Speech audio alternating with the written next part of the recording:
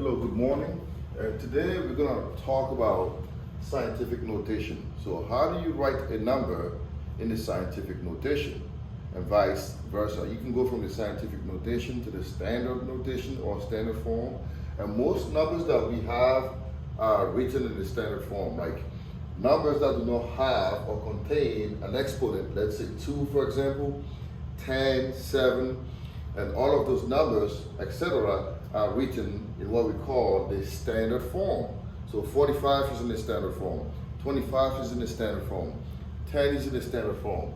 However, the problem is this: when you deal with like extremely large numbers, let's say for example, this is 12,760,000. So this is a very large number. Or let's say you have like a very small number, like 0.00001726. It is kind of hard to keep track of the place value. So for those type of numbers, the best way to write them is called to use the standard this scientific notation. I'm sorry, I'm talking too fast and I'm losing my words. So basically, if you have extremely large numbers or extremely small numbers, what you want to do is you need to use or express them in what we call the scientific notation. Okay, this is easier to write this number in a scientific notation because it's easier to deal with it. Okay, and a lot of times students in chemistry and those things, they use scientific notation.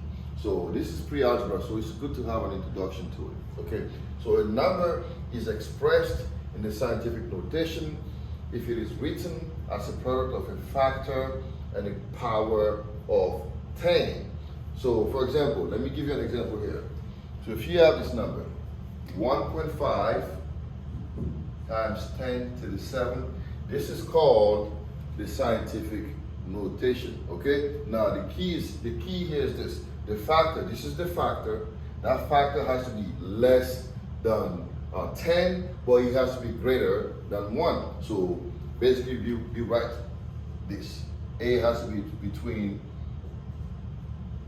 1 and 10. So it has to be more than 1, but it has to be less than 10 to be considered a scientific notation number, okay? So if you want to write this number in the scientific notation, you have to be able to express it in such a way that the factor is more than 1, but it is also less than 10. So enough for the talking. I'm going to show you how to do that, okay? I'm talking a whole lot, and it's better to show you how to deal with this. For example, this number here.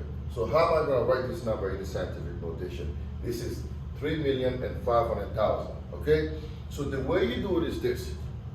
You start with the 0 here, right? You want to move to the point where you have a non-zero digit left on the left, okay? You want to move to the point where once you put your decimal number, your decimal place, you want to make sure that there's only one non-zero digit left on the left side of the decimal point. Let me say that again.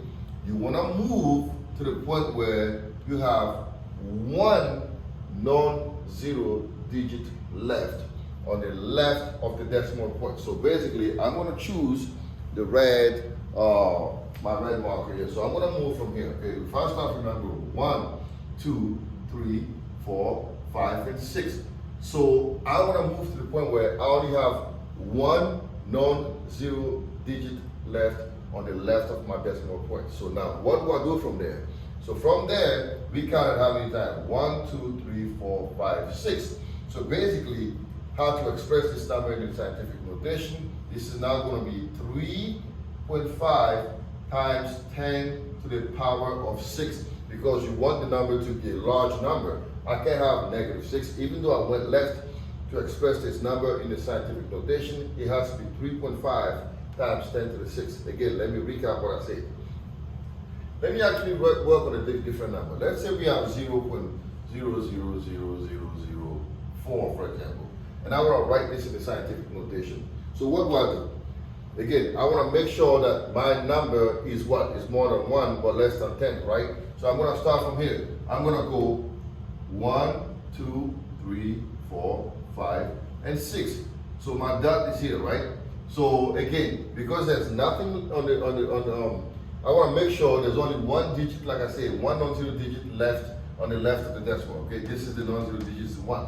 So because there's no number here, we put a 0. We can do that if you want, or you can just leave it as just 4, okay? That's fine. So if you want to write this in the scientific notation, that one will be what? 4.0 times 10 to the negative 6, because now it's a small number, it needs to be a negative exponent, okay? So I'm sure it's a little hard for some of you guys to understand this, but with practice, you're gonna get better, all right? So let's do one more example and we wrap this up. So let's try to write this number. Let's find another number in the book.